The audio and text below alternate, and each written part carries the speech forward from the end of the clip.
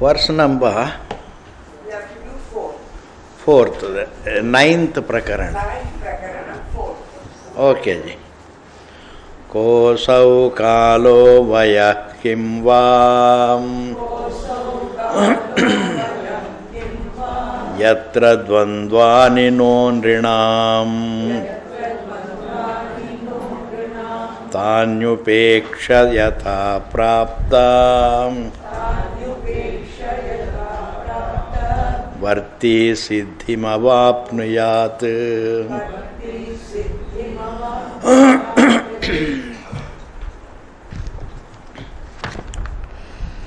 Kosau kalaha, what is that time? At what time? Vayah kimva, what is that age? Yatra dvandvani nondrina, human beings don't get caught between the opposites. When does man not experience likes and dislikes, good, bad, pleasure, pain, heat, cold? These are all called the opposites, pairs of opposites. They are called dvandvas. Any related thing is a dvandva, opposites. Like likes and dislikes, pair of opposites. Sukha, dukkha, pair of opposites. Good, bad, pair of opposites. Labha, alabha, pair of opposites. But between the truth and the universe, they are not dvandvas. There is satyamithya bhava. This is the distinction. If you see the distinction between a pair of opposites and the source and the creation, there is a difference. Consciousness and matter are not two opposites. Consciousness is the material with which the matter is made. Therefore, between consciousness and matter are not two opposites. And therefore, what is the relation between them? They are not dvandvas, they are the fact and the error. This is all that is to be understood in life, ji. Between one's existence and the rest, the relation is only oneness. Satya mithya bhava, which is, I call it Satya mithya relation, and the Tatparyam is no relation. This is the only relation which implies no relation. All other relations imply relationships.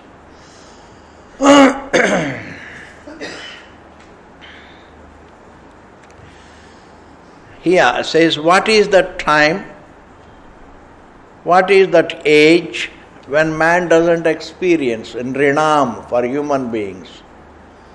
Dvandvani navu, dvandvas are not there. What is the time? What is that age when human beings don't experience? They don't get caught between opposites. But human problem is not opposite. That is the topical problem. Fundamental human problem is that confusion between his being and the form.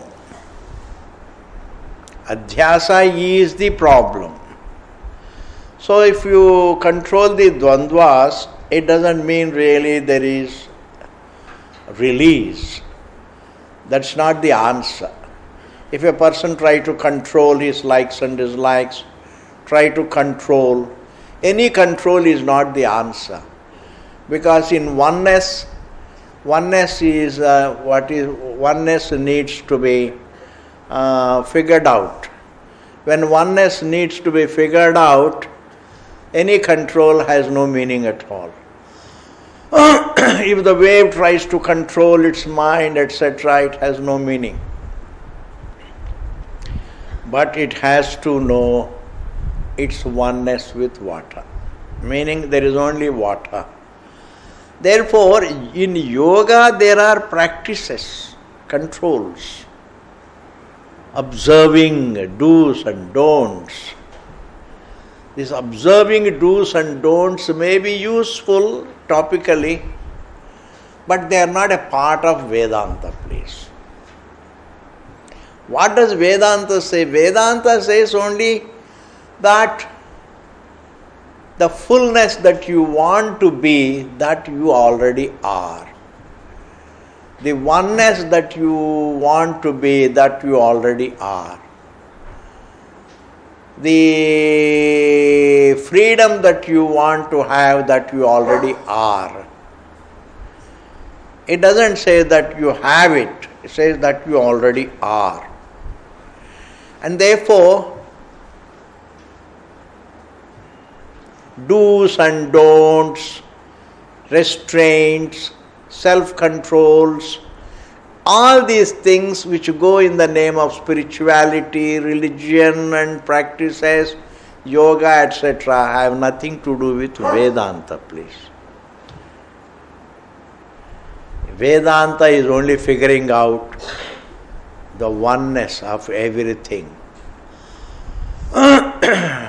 Like the wave has to figure out that I am water, I am the ocean. As a form I am a wave, minus the form I am water. As water I am the oceanic water. As water I am the source of all the waves. As the water I am the source of all the waves. In this manner the wave has to figure out. It doesn't have to, it may practice restraints, it may practice controls, it may practice do's and don'ts, it may observe this value, that value. They're all okay, they're useful topically. They're all connected to physical survival, physical health and mental health, that's all. All restraints and controls and values and practices are relevant to physical health and mental health. But they are not a part of Vedanta. Vedanta is, that is, figuring out one's existence. But unless if you don't talk about do's and don'ts and practices and exercises, etc., people think we come to the class and we go back empty-handed, kuch mila nahi. Because they always want to carry some do's and don'ts. They want to carry some practices to be practiced, to be observed at home. They want a homework. They want some homework. But let me tell you, Vedanta doesn't give you any homework. Vedanta says you are the happiness that you want to gain, that you already are. Thus, even if you restrain all the pairs of opposites, that's not the answer. Otherwise you will be busy controlling likes and dislikes. You will be busy controlling your mind and senses. You will be busy following do's and don'ts. That is all right, topically good, but that's not the answer. Your existence is the answer to your problems. Tani upekshya. That's why here Bhagavan says, ignore all the pairs of opposites. Ignore all the pairs of opposites. Pairs of opposites are always there. Don't try to express them, don't try to control them. Divert your attention from them to the topic in hand. The topic is one's own existence. Tani upeksha. Having ignored all the pairs of opposites, yatha praptavarti, living a natural life. Yatha prapta means as the prarabdha gives you whatever kind of life that has been dictated by prarabdha. Prarabdha yatha prapta varti.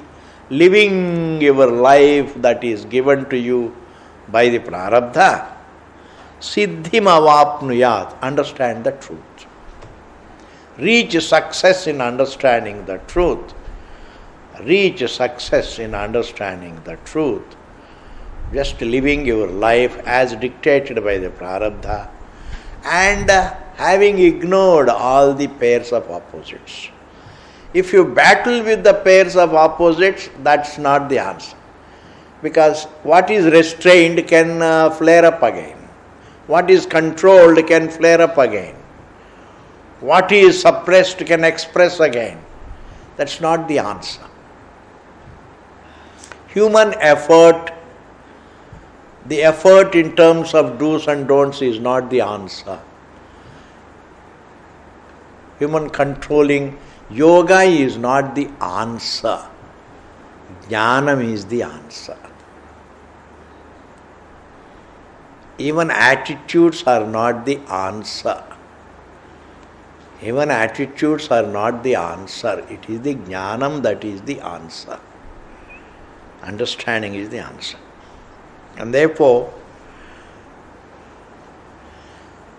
I don't mind telling, don't waste time in practicing this spiritual practice, in following this spiritual practice, in following that spiritual practice. It's a waste of time.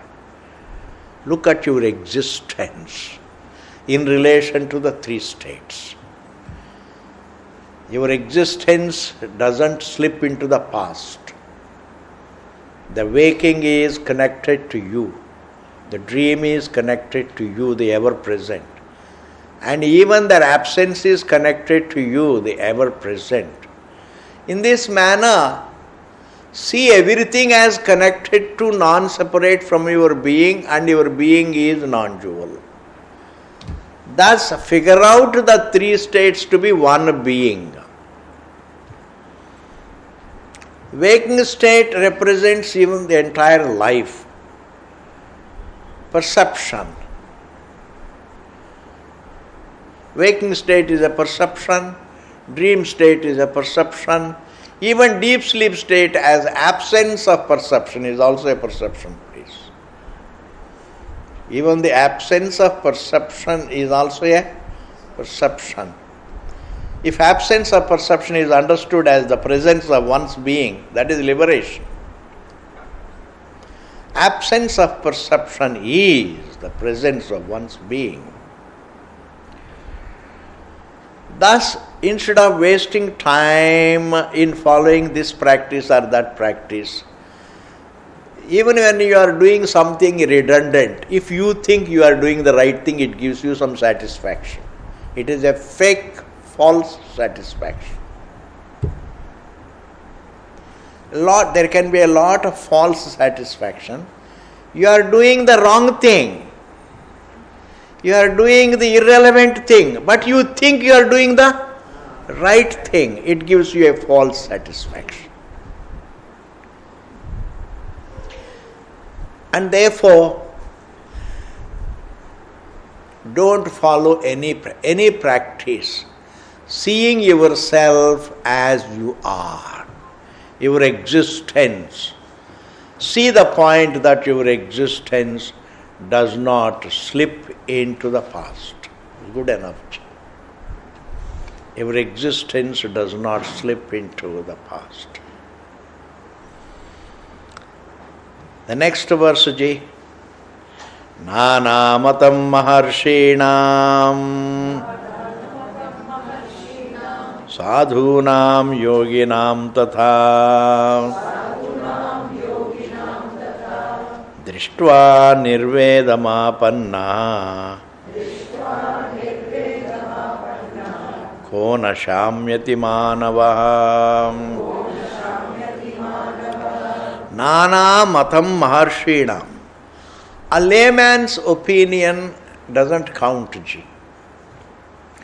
A layman doesn't have a philosophy about the truth. A layman simply lives his life and dies. He doesn't have a philosophy about the truth. You have to be a scholar to be able to speculate. You have to be an intellectual to speculate about the truth. Every intellectual dabbles in speculating about the truth. That makes him feel that he is intellectual. You must have some idea about the truth. And those intellectuals' opinion, scholars' opinion, sages' opinions, they all differ from one another. Because independent of the Shabda Pramanam, however much intellectual you may be, you can only speculate about the truth. And speculating means projecting in your mind, imagining, inferring. But the truth is something amazing. The very person, the very conscious being who speculates about the truth happens to be the truth to be figured out, ununderstood. And therefore, independent of Shabda Pramanam, every intellectual speculates, every philosopher speculates, every scholar speculates, every sage speculates, every theologist speculates. And these various speculations are referred to here as Nana Matam Maharshinam. The sages have differing views about the truth. Even the sages. Because the intellectual ego doesn't allow him to look into Shabda Pramanam.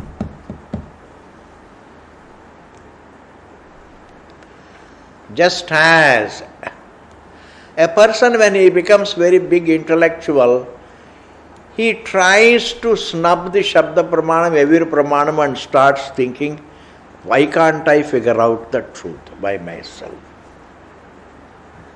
The intellectual ego comes in the way of looking into Shabda Pramanam. The scholarship comes in the way of looking into Shabda Pramanam. Every kind of achievement comes in the way of looking into the Shastram, please. Because in order to see the validity of the Shastram, I have to look at the Shastram as the Pramanam. Pramanam means the means of knowledge, like eyes are a means by which I see the form, etc. And therefore, without seeing the Shastram as a Pramanam, I don't enter into it, I don't look into it. I ignore it, I start imagining, speculating, inferring, etc. Even logical inference is not valid. Speculation is not valid. Imagination is not valid. Whatever the mental projection is about the truth is not valid. Like in order to fall asleep, you don't project. There is a liar. But in understanding the truth, everything has badha. What has a laya has badha. You have to follow this point. What has a laya gets disproved when I see where it has laya. What resolves gets falsified. What resolves gets disproved as another reality when I see where it resolves. In the jnanam of the layasthanam, what has laya gets disproved. Therefore, nanamatam maharshinam, independent of the Shastram, even if you are a Maharshi, so what? Independent of the Shastram, even if you sit there as a big Rishi, it doesn't mean. We only have a speculation about the truth. Maharshinam, sadhunam, even sadhus. independent of Shastram, those who are good human beings, they may be good sadhus, but their views are invalid. You may be a good human being, but your view about the truth independent of the Shastram has no validity, please. Amazing. You may be the son of the father, you may be the son of the father there, Bhagavan. You may be the son of God, the only son of God, but yet independent of Shabda Pramanam, your view of the truth would not be valid.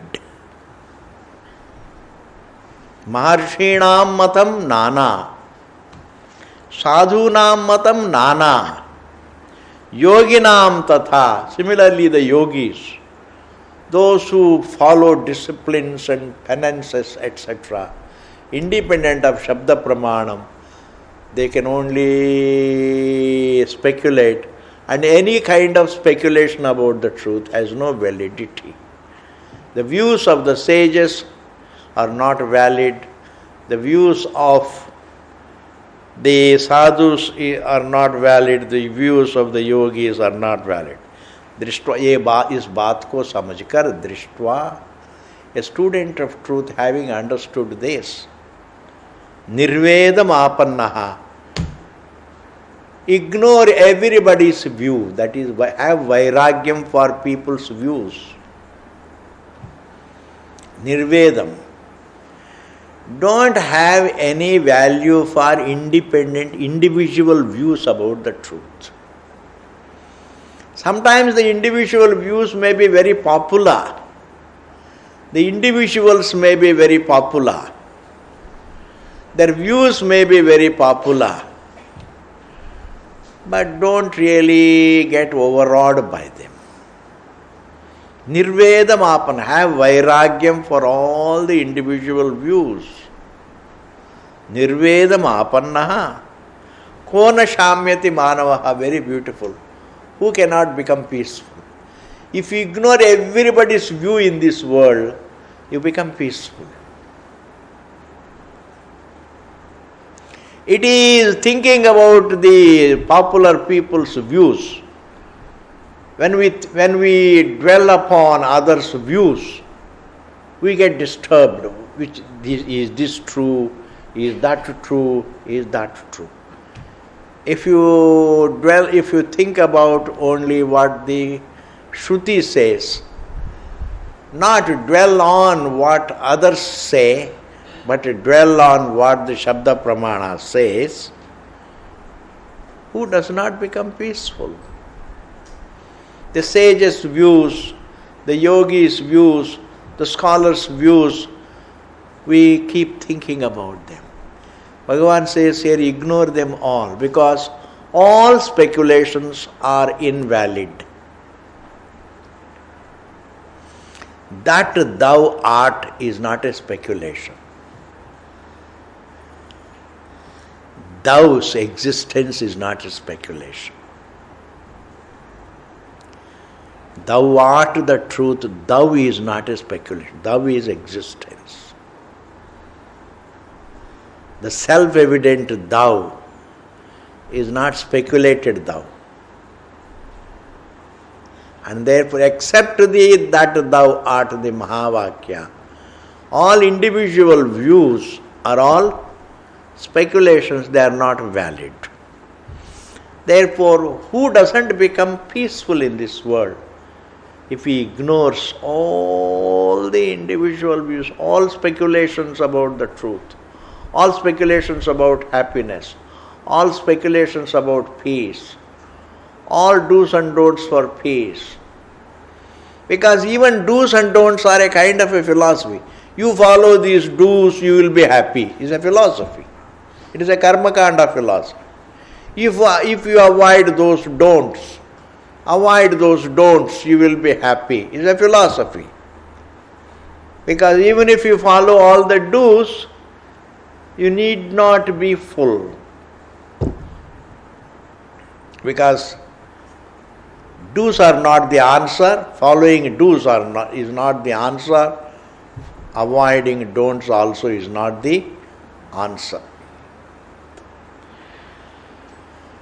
Therefore, nirvedamapana, have vairagyam for the invalid. It's a very big thing. Have ignore the invalid.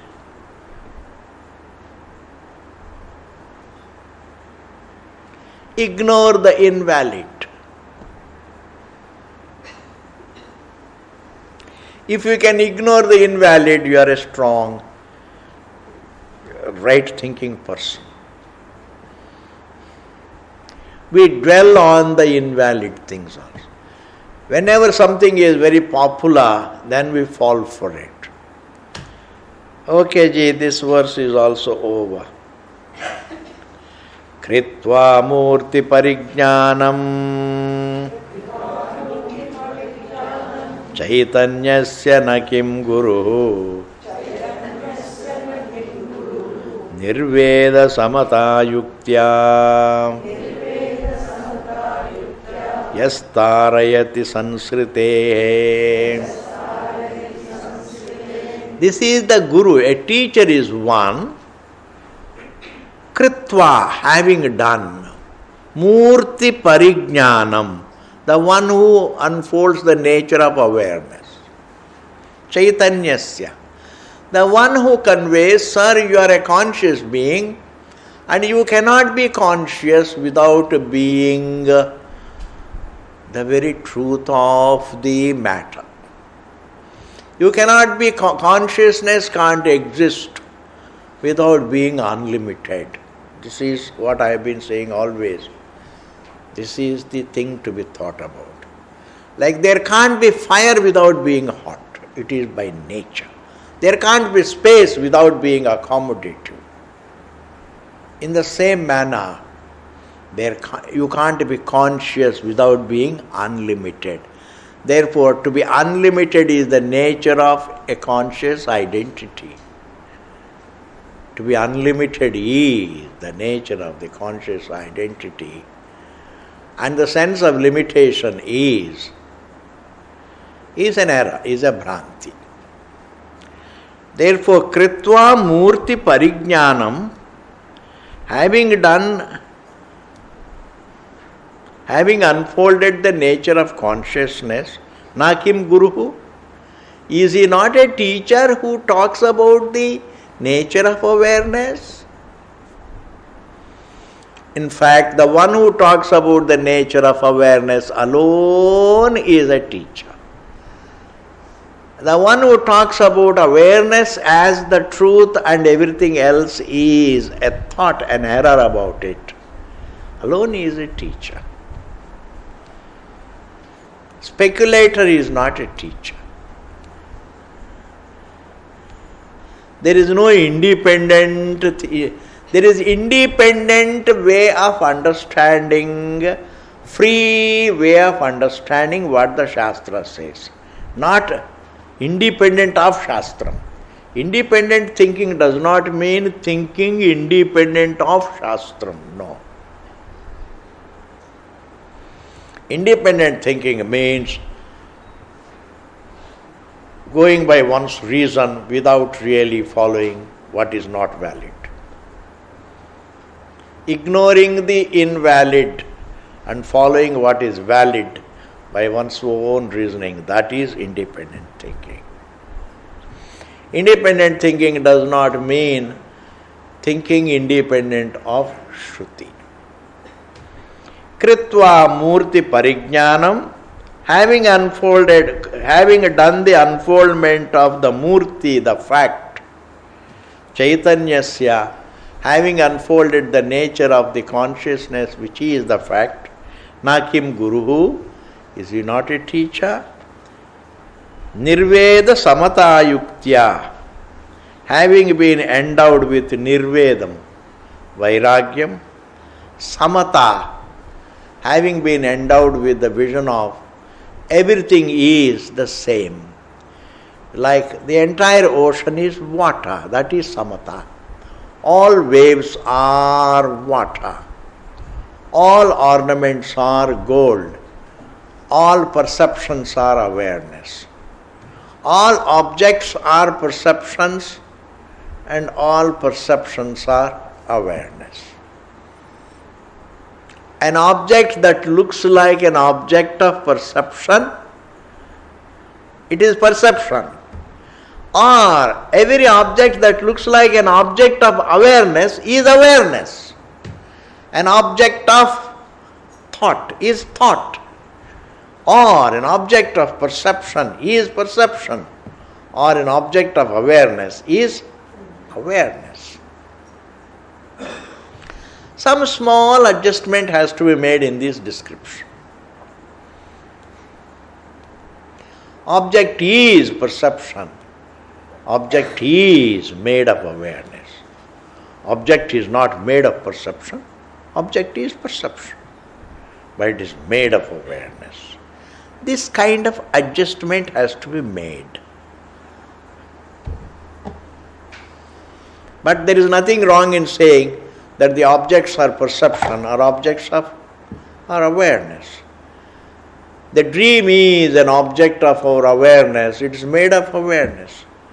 And therefore, nirveda samata yuktya. Nirveda, vairagyam, samata, the sameness, yuktya, endowed with reasoning. A person endowed with reasoning and the sameness of the vision that all is one, nirveda, and the one who has vairagyam for what looks like an object, yaha tarayati, the one who helps you cross the avidya, sansritehe, the one who helps you understand the falsity of samsara. Is he not a teacher? The one who teaches the truth is not a teacher. Who else is a guru? A guru is only the one who teaches. That teaching is what is the answer. And the teacher is not the answer, teaching is the answer. Because you don't carry home the teacher, you only carry home the teaching place. You dwell on the teaching. Shabda is the pramanam. Vakta is not the pramanam. Shabda is the pramanam. Teaching is the pramanam. Prakriya is the pramanam. The one who teaches is we don't talk about him as pramanam or anything. The word pramana is used only for shabda. The word pramana is not used for a person, please. No person is a pramanam. Even if he is a teacher, we respect him, but the pramanam is the teaching. The shabda is the pramanam, the valid. And therefore, is he not a teacher who unfolds the nature of the truth? Here I would like to interpret it little differently. He alone is a teacher. Here the author asks a question, is he not a teacher? I am going to interpret that person alone, the one who unfolds the nature of the truth alone is a teacher. No mystical person is a teacher. No one who gives the do's and don'ts is a teacher. The one who teaches dharma is not the guru here, Vedanta guru. The one who speculates is not the guru. The one who puts beliefs in your mind is not a guru. The one who gives you some independent reflection is not a guru. The one who teaches the Shastram as it is, as whose topic is the very student. The student's nature is the topic of the Shastram.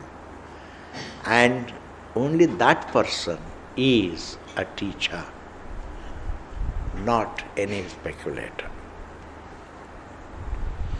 Next verse, Jay.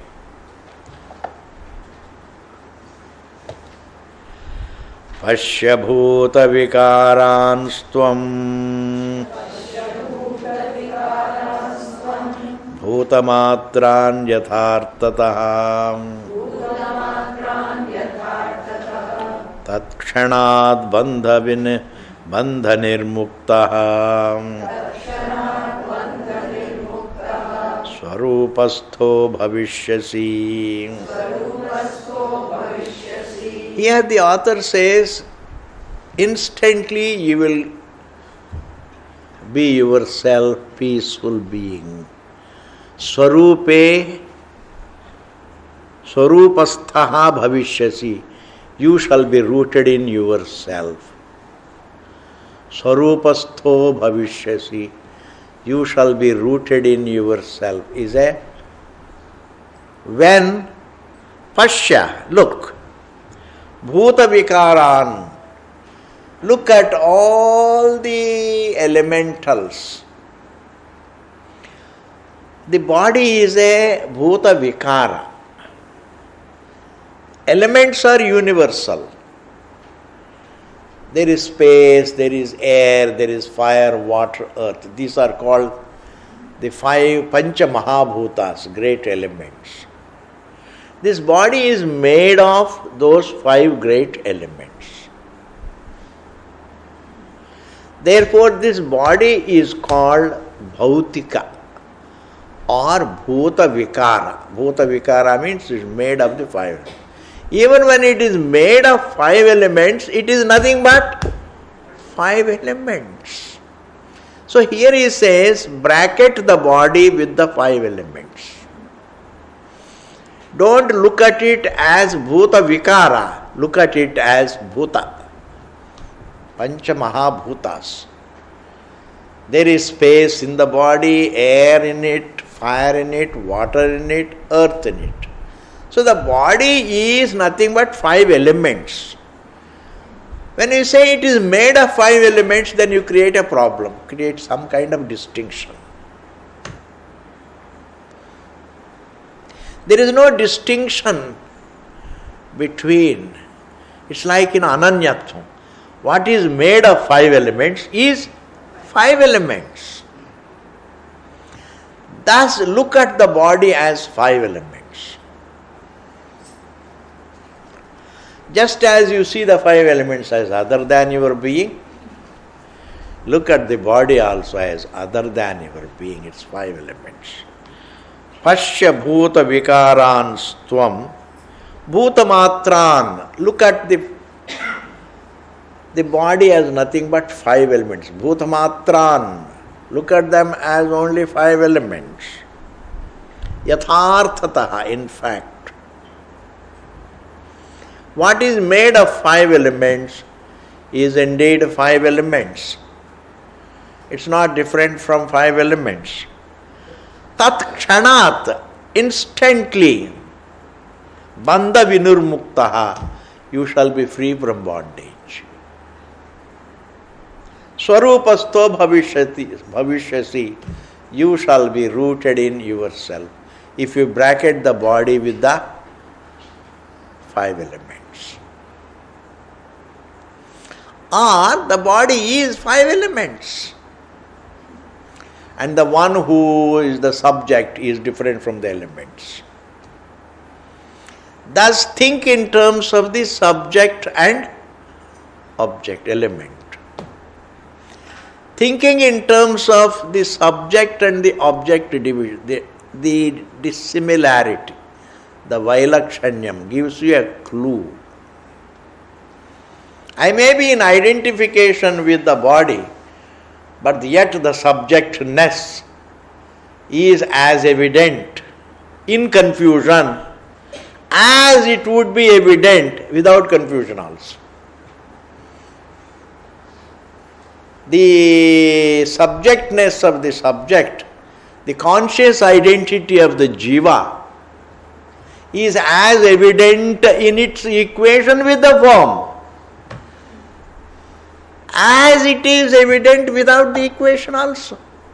Because in the evidence of consciousness, there is no gradation, please. When the water thinks that I am the wave, its evidence is not less. The evidence of the truth doesn't become lessened in the midst of confusion. The evidence of the truth doesn't become less in the midst of confusion, nor does it increase in the light of knowledge. What is evident, the same way is registered. Like your existence doesn't become, the evidence of your existence does not become less and more in the three states. See that is vichara. The evidence of one's existence in relation to the waking, in relation to the dream, and even in relation to the freedom from both, it is the same.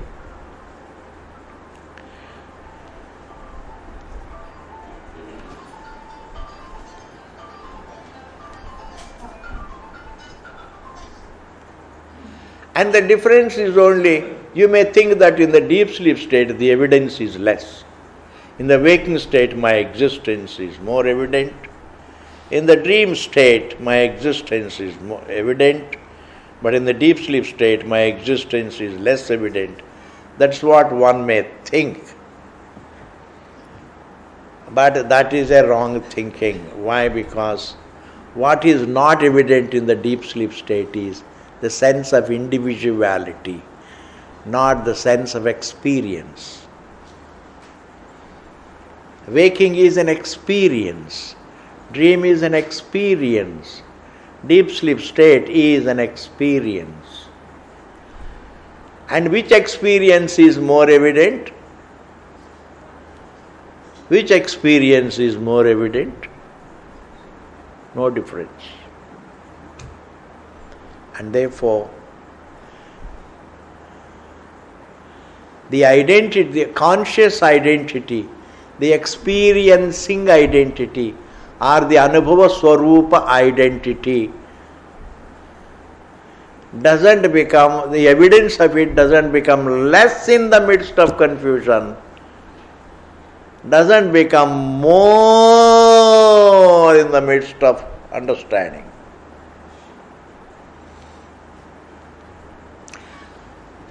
And that kind of truth is registered, that is called knowledge. Not knowledge increases the evidence, no. That the evidence has no gradation in one's experience, and that truth is registered. And therefore, Pashya Bhuta Vikaranstvam. Look at the body as nothing but elements. Bracket it with the elements. And see the dissimilarity between your being and the elements. And in discerning between your existence as the subject and the rest the object, Swarupastho Bhavishyasi. I can say that. You are rooted in peace. You are rooted in the peace of your being, in discerning between your identity as the subject and the rest of the creation. The subject, object, Vailakshanyam. There is only Vailakshanyam, there is no division. There is dissimilarity but no division. Most mind-boggling thought. There is only dissimilarity but no division. It is oneness. Between Rajju and Sarpa there is only Vailakshanyam. There is no division. Therefore, vichara includes this. Vichara implies this. Between one's existence and the body, there is Vailakshanyam, but there is no division. Between creation and the seer, between the universe and the seer of the universe, between the thoughts and the seer of the thoughts, between the relationships and the seer of the relationships. Even the seer of the seers in relationships.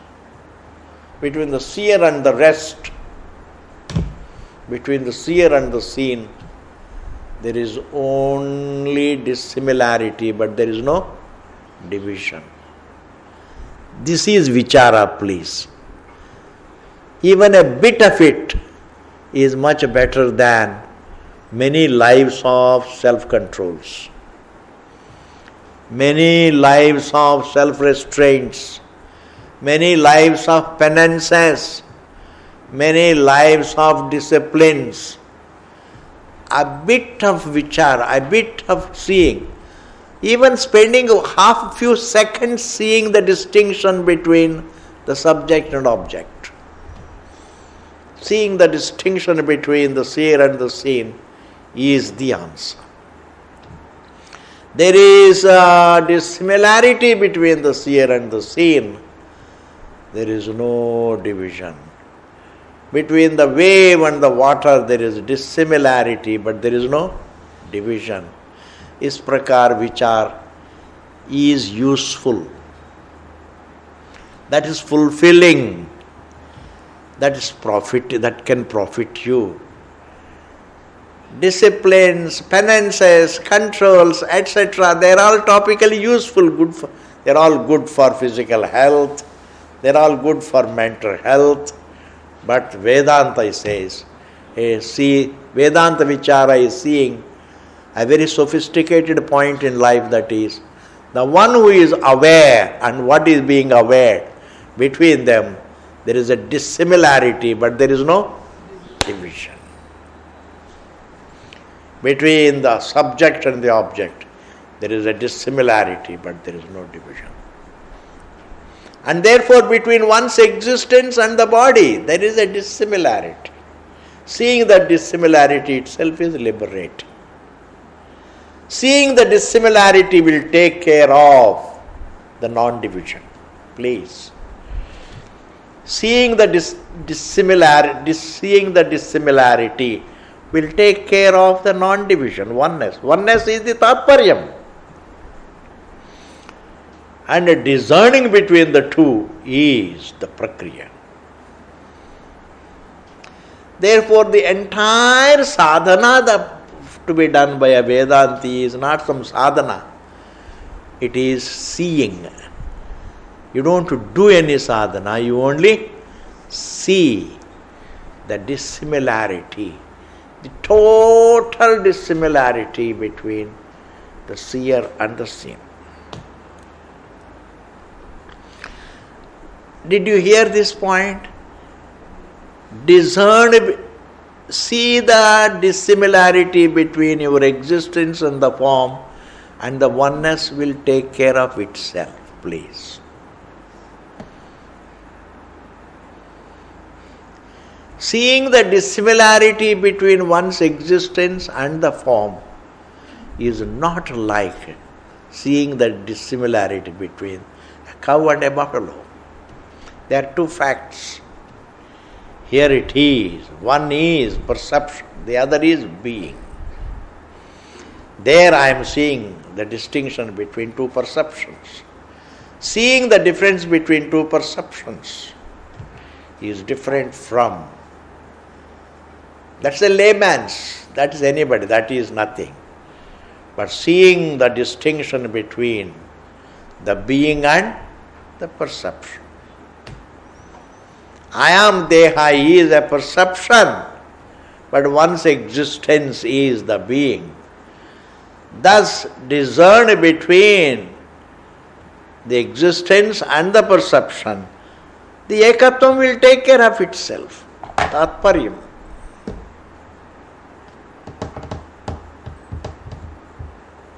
Next verse G. Vasana eva sansaraha iti sarva vimunchataha tatyago vasana tyagat Sthitiradya yatha tatha. Vasana eva sansaraha. This is, see, sansaraha, the topical definition of sansara. The fundamental definition of sansara is illusion about the truth.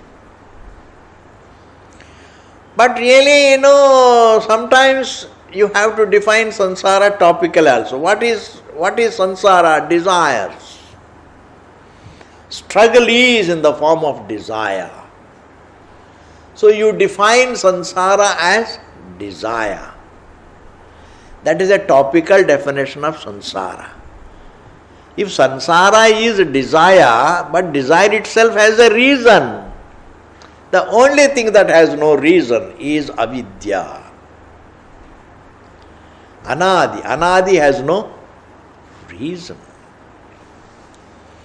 Avidya is agrahanam, anyatha grahanam, samshaya grahanam. And the reason is, why there is avidya? Because there is no vidya. Because there is no vidya, that itself is called avidya. It is anadi. But desire has a reason in avidya. Therefore, when we say sansara is desire, desire is sansara when we say, it is only a topical definition of sansara. It's not the fundamental definition of sansara. The fundamental definition of sansara is, it is an illusion about the truth. Like the sansara in the dream, you can't say it is a desire. Desire is sansara in the dream. Struggle is sansara in the dream. You can't say that I am dreaming is the sansara. It is in the form of illusion. Sansara is in the form of illusion about the truth. Therefore, vasana eva sansaraha iti, and therefore sarva vimunchataha. The topical definition of sansara is desires. Therefore, all of them ignore them. Desires, in fact, a Vedanti ignores rather than renounces anything. In order to think of the truth, you ignore the desires. Sarva vimunchataha. Ignore the desires. They are neither the problem nor the answer. Non-understanding is the problem. Understanding is the answer. It is better to go by that stand. Supposing you take a stand that desire is the problem, then you will be fighting with the desire. Instead of thinking about the desire and how to control it, you switch your attention from the desire to subject-object discerning. That is entering a realm of peace. Switching your attention from the desire to the realm of the subject and object division, discerning between the subject and object is the realm of peace. And if you are battling with the desire, even if you control it all right, renounces it all right, it can come back. It's not a big thing. There is only one thing which does not come back, that is avidya. Self-ignorance corrected, self-error corrected, does not come back. A desire renounced can come back. How many desires can you renounce? When I am not discerning between the subject and object, then I become a desirer. Then I become a struggler. Therefore, vasana eva sansaraha iti sarva vimunchataha. The author says, renounce all of them. In my thinking, renounce all the desires should be interpreted to mean ignore all of them. Tat tyagaha, ignoring all the desires. Vasana tyagat. Tat tyagaha vasana tyagat. By way of ignoring the desires, you will be able to correct the tat tyagaha, avidya tyagaha. You will be able to renounce, meaning correct the avidya. Stitiradya yatha tatha, and then live your life as dictated by prarabdha. Live your life as dictated by prarabdha, understanding the truth. To ignore is in my hands, to discern is in my hands, to understand is in my hands. But the life that I have got is not in my hands, it is dictated by prarabdha. The kind of life, the Sharira Yatra, even though I feel I am doing it, but it is all dictated by prarabdha. Sthiti radya yatha tatha. जैसे स्थिति है उसके अनुसार चलते रहो. Therefore, sansara being defined as desires is a topical definition. Don't look at sansara as desire, please. Desire is sansara, don't say. That is a very layman's approach. Life is desire. Sansara is desire. Desire is unhappiness. Desire is everything. Desire is sansara. Desire is dukkham. In fact, sansara is not to be equated with desire. Desire is a part of sansara. Desire is sansara. But the reason for it is avidya. You can't renounce desire. You have to correct it. In life, nothing can be renounced, please. Everything can be corrected. Even vairagyam is a correction. This object will give me happiness, is my previous view. When I correct that view, that is called vairagyam. So from beginning to the end, there is no renunciation, there is no grahanam, there is no tyaga. There is only badha, badha, badha, badha. Correction, correction, correction, correction till the end. Recognizing correction. Object is not the source of my happiness. Object is not the answer, is a correction. That is called vairagya. Karma doesn't remove the avidya, it's a correction. You don't renounce karma, you recognize its limitation, its invalidity. It is not valid to my answer. Therefore, don't think in terms of renunciations. Think in terms of corrections. Think in terms of corrections. You will be a great thinker. Think in terms of corrections. Don't think in terms of renunciations. This I have to renounce, that I have to renounce. Whatever you renounce, it can come back. It is always there in your memory anyway. What you renounce is always there in your memory. You can't renounce your memory. The more you try to renounce your memory, it will come back.